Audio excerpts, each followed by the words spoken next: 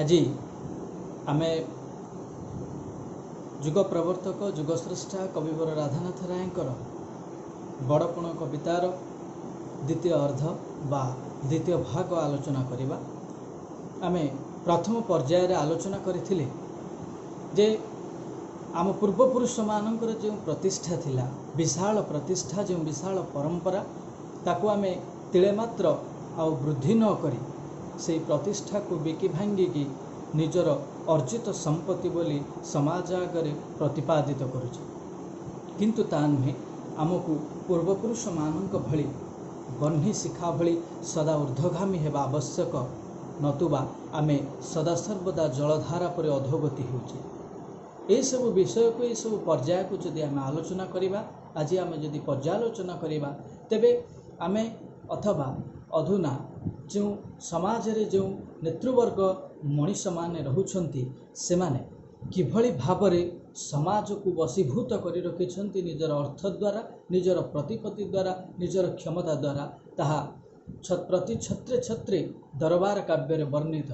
एवं दरबार काव्यरु आह्नित होइथिबा एई बड़पण कविताटी मध्य सेई पर्याय रे अंतर्भुक्त। तेबे आज आमे यार द्वितीय भाग आलोचना करिबा। काहीं गला सेही प्राचीन सुधारा राजा प्रजा एबे हेले बाजपारा। जो प्राचीन सुधारा थिला, सुअर्थ उत्तम, धारा धारा अर्थ हैला नीति बा नियम। जो उत्तम नीति बा नियम प्रचलन थिला जो राजा मानकर से राजा मानकर उत्तम नीति बा नियम प्रचलन आज आउ जमा भी परिलक्षित हेउ नाही। से प्राचीन सुधारा को समस्ते भूली गलेनी। एबे राजा आ प्रजा भितर केवल गोटे संपर्क रही, सेटा हला बाज आउ पारा।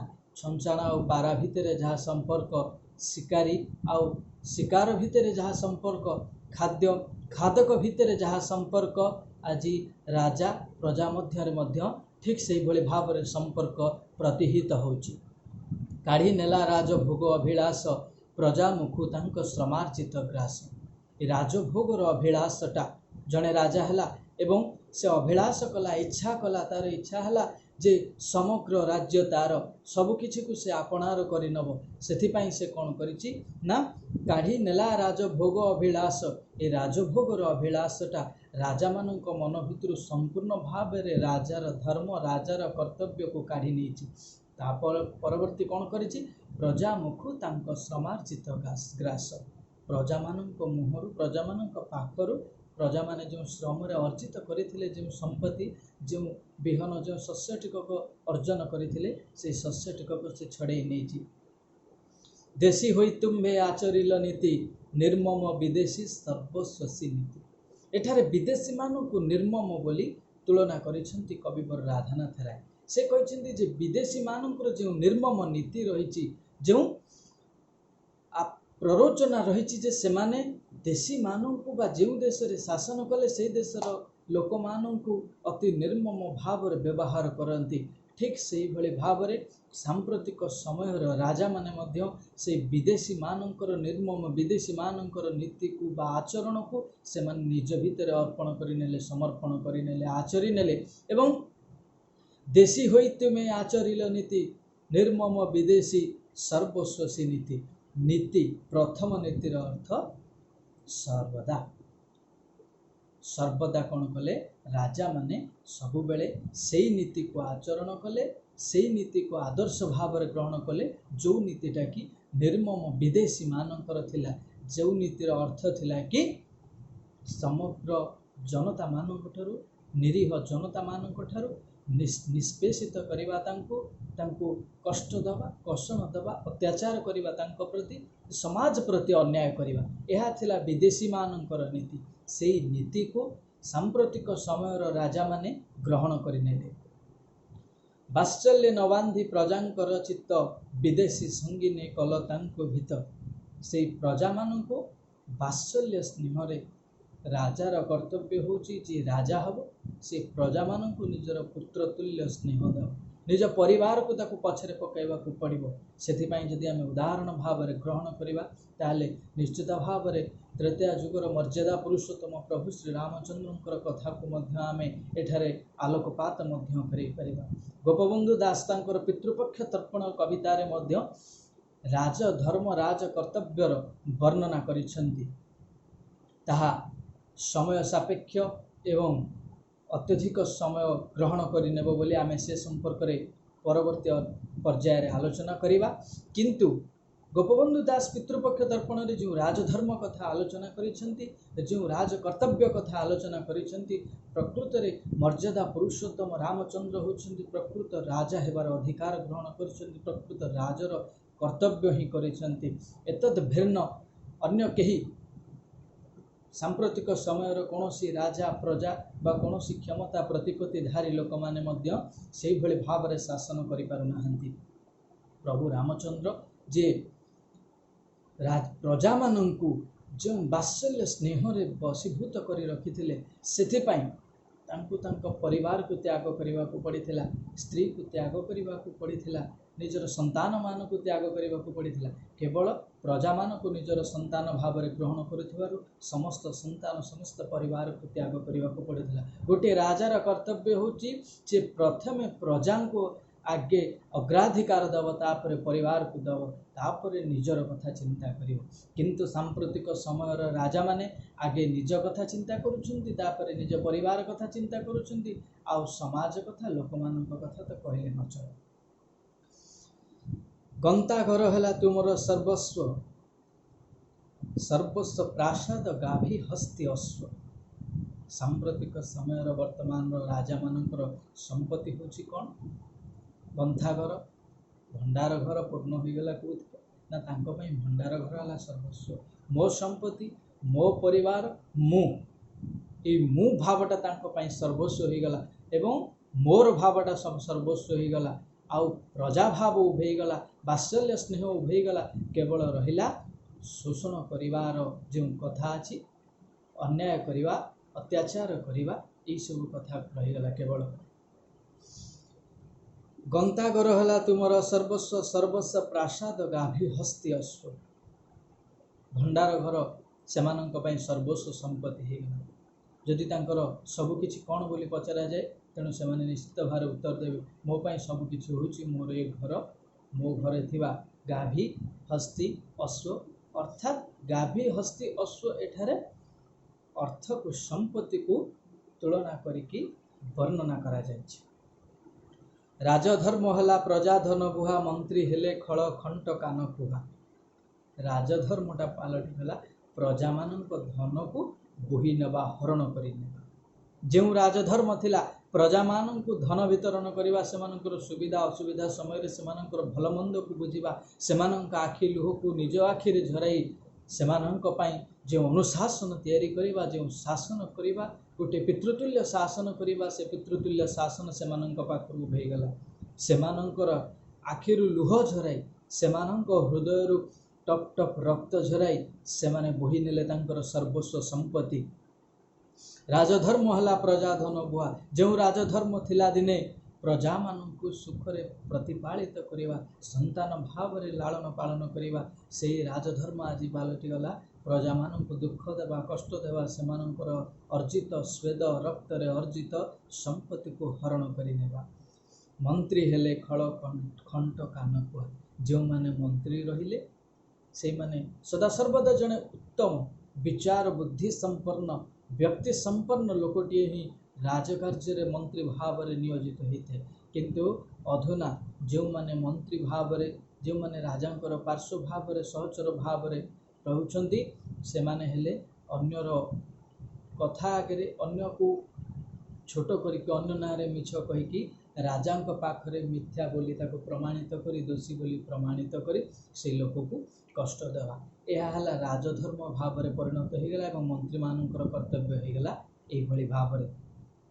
तंडी दुखी रंक अरखित रांड, विदेशी की खुआइले कुकुटांड। तंडी नहीं गले, तंडी नवा अर्थ हरण करिनेवा, निष्पेषित करिनेवा सेमानंक ठारू।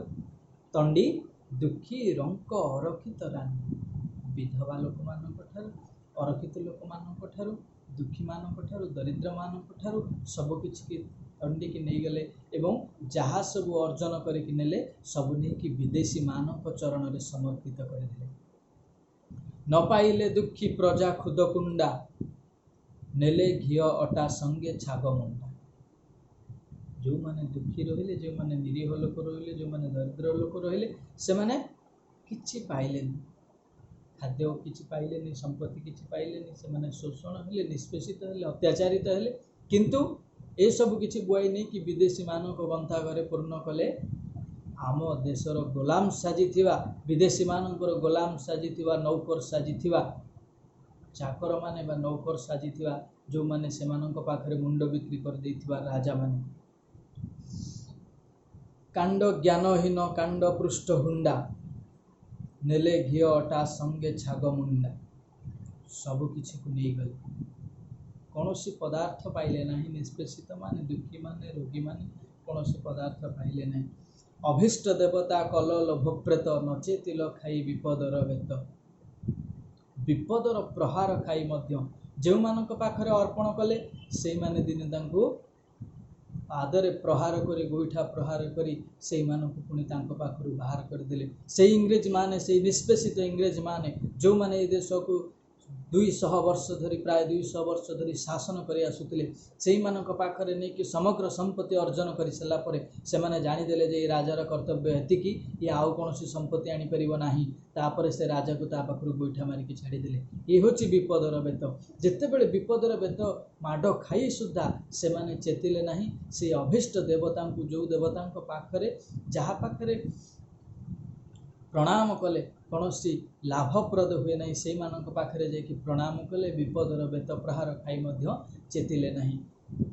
सदा होई पाप द्रविण प्रत्याशी प्रजा मध्य पाप वृद्धि को मनासी सदा सर्वदा पाप द्रव्य रे प्रत्याशी ही रहिले पाप द्रव्य भितर बुड़ीकी रहिले सदा होई पाप द्रविण प्रत्याशी प्रजा मध्य पाप वृद्धि को मनासी। जेमिति पानी भितरे जदि आम लुण किंबा चीनी पकेबा ताहा जेपरि भाव में मिले जो जेपरि भाव में द्रवीभूत हो जेपरि भाव में मिसीज ठीक से भाव में इंग्रेज माने जदि जल सदृश होती एमाने चांपर जो माने राजा थिले जो माने तांकर गोलाम थिले से माने चीनी सदृश पाप कर्म भितर बुड़ी रहिले। जदि पापटा जदि जल सदृश हुए एमाने चीनी बा लुण सदृश से द्रवीभूत भितर से द्रवण भितर मिसिकी रहीगले। सदा होई पाप द्रविण प्रत्याशी पाप द्रव्य भितर सदा सर्वदा बुड़ीकी रहिले काहाठू चोरी करिकी नेबे काहाकू धर्षण करेबे काहाकू हरण करेबे काहाकू मृत्युदंड देबे काहाकू मारिदेबे यही सब अपराध से माने करि चलिले। प्रजा मध्य पाप वृद्धि को मनासी एवं प्रजा मानक भितरे गोटे पापर कामना को वृद्धि करिले। रही थावटाके करी जरिमाना धने पुराइबा लागी मालखाना केवल चाहिकी रही केमिति भाव में प्रजा मानक उपर अत्याचार करेंगे से माने केमिति टिके भूल करंतु बा न करंतु जहाँ टिके सूचना टिके पाइले मात्र से जरिमाना आदाय करिकी सेमानंक ठारू जो जरिमाना आदाय करेंगे जो अर्थ आदाय करेंगे जो संपत्ति हरण करने ताकू नहीं निजर मालखाना भर्ती करेंगे। यही परिप्रेक्षी रे कवि जुग प्रवर्तक कवि राधानाथ राय ये जो रचना करिसेंती से परिप्रेक्षी रे आमे अम्लान कवि तथा व्यास कवि कथा सम्राट फकीरमोहन सेनापति कथावस्तु को मध्य ग्रहण करें। जदि आम 6 माण 8 गुंठ कथा देखा से भगिया सारिया प्रति मंगराज बाबूंकर जो निर्यातना होती जो भाई भाव से निर्यातना करिसेंती एवं भगिया सारियांकर निसंतान हेबार फायदा उठाई निसंतान हेबार फायदा उठाई से माने भगिया सारिया सर्वस्व संपत्ति हरण कर केते दारुण केते दुखमय परिणात्मक होती फकीर मोहन 6 माण 8 गुण तांकर प्रत्येक गल्प उपन्यास जदि आम देखा से सामाजिक अंधविश्वास कुसंस्कार जड़ित होकर रही एवं जमीदारी प्रथार गोटे परम आलोड़न आम देखा पाइबा जो जमीदारी प्रथार गोटे तीव्र अनुसंधिष्टा रही आम प्रत्येक उपन्यास गल्प मध्य आम पाइपर। ठीक से भाव में जुग प्रवर्तक कविवर राधानाथ राय सांप्रतिक समय को तत्कालीन समय को लक्ष्य करी जो कथा प्ररोचना करिसेंती अनुप्रेरणा देइसेंती रचना करिसेंती ताहा मध्य सेतिक दूर सफल एवं सेतिक दूर फलप्रद होइछि। धनर लालसा जाग्रत स्वपने धन बिनु नहीं आन चिंता मने। शोइले बसिले खाइले उठिले जेतेबेले जो कर्म कले सबु कर्म रे केवल गोटे चिंता आमे किभली भावरे धन अर्जन करिवु, केमिति अन्य को निष्पेषित करिवु, केमिति अन्य ऊपर शोषण करिवु, केमिति हरण करिवु, केवल एभली भावरे चिंता आसिला, चेतना आसिला। दुखी मानक प्रति दरिद्र मानक प्रति राजा मानकर गोटे अनुभव रहिबा उचित, गोटे सहानुभूतिर भाव रहिबा उचित। किंतु सांप्रतिक जो राजा माने रहिले अधुना सेमाने समग्र लुह को सेमानंकर लुह स्वेद लोतकरे अर्जित संपत्ति को निजर करिदेले। केते दारुण केते दुखमय। जक्ष प्राय ताकू जगी केउ फळे मंच धनर साफल्य सुबय केवल जक्ष प्राय ताकू जगी केउ फळे। जक्ष भଳି राक्षस भଳି असुर भଳି चाहि रहिले प्रजा मानकर संपत्ति को, जेमिति से संपत्ति टिके आसीगला प्रजा मानक पाखरे सेमती राक्षस भଳି तापरे अख्तियार करी से फल को माड़ी नेले। मंचे केते आसी केते गले भाई किए नहीं गले कि धन मुंडाए। ए दुनिया हेउछि एक रंगमंच।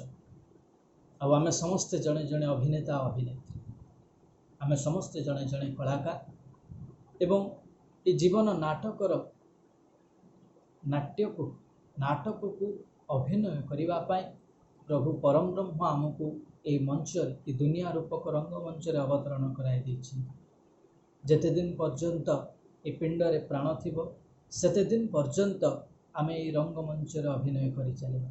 जेतेबेले ए पिंडर प्राण चली जीवो सेतेबेले ए जीवन नाटकर जवनिका पड़ी जीवो आ आमे समस्त फेरी जीवा से परम ब्रह्म पाखकु।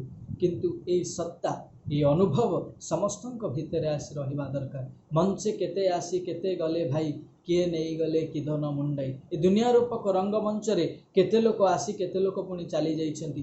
केही जणे हेले भी किछि धन अर्थ रत्न किछि मुंडे कि नहीं कि जाई पारि नाहंती। किए नहीं गले कि धन मुंडाई पड़ी तो रहिले पछे हाथी घोड़ा, पड़ी तो रहिला सुना रूपा तोड़ा, पड़ी तो रहिला रतने भास्वर कुबेर भंडार समगंता घर। सबु किछि पड़ी रहिला एठी। जेते घर करिथिले, जेते गाड़ी किनिथिले, जेते जागा बाड़ी किनिथिले, जेते अर्थ रोजगार करिथिले, जेते संपत्ति रोजगार करिथिले, भंडार घर जेते भावरे पूर्ण करिथिले, धनरे रत्नरे सुना रूपा हीरा लीला माणिक्य मोती हाथी घोड़ा ये सब भितरे ये सब संपत्ति को लेकिन निजर भंडार घर जेते पूर्ण करी रखिथिले कौन सी प्रकार फलप्रद हैला नहीं। सबकिछि निष्फल हो गला। जेतेबेले मनीष हे रंगमंचर विदाय नहीं सेतेबेले सूता खंडे भी निज सह नहीं कि जाई पारेनी।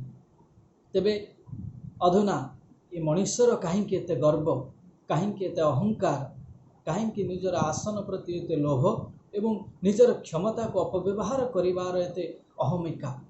ये सब किछि दिने ना दिने निष्पेषित हो, सब किछि दिने ना दिने श्मशान रे परिणत हो। जदि मनीष मन भितर गर्व आसुची तेबे सेई मनीष को टिके श्मशान आड़े जाई बुली आसीबा देखि बुली आसीबा दरकार। जे जो मनीष एते गर्व करुची निजर देहर एते जत्न नउची से मनीष दिने ना दिने पाउंस हो माटी रे मिसी जीवो एवं से वायु रे विलीन हो जीवो, से जल रे मिसी जीवो, से आकाश रे मिसी जीवो, पंचभूत रे मिसी जीवो। ए प्राण ए शरीर पंचभूत रे मिसी जीवो।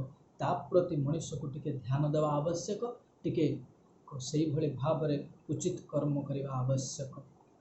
आमे आज रे बड़पण कवितार पर्याय को एठी समाप्त करुछि। पुणी थरे निश्चित भाव रे बड़पणर तृतीय पर्याय आमे परवर्ती पर्याय रे आलोचना करिबा। धन्यवाद।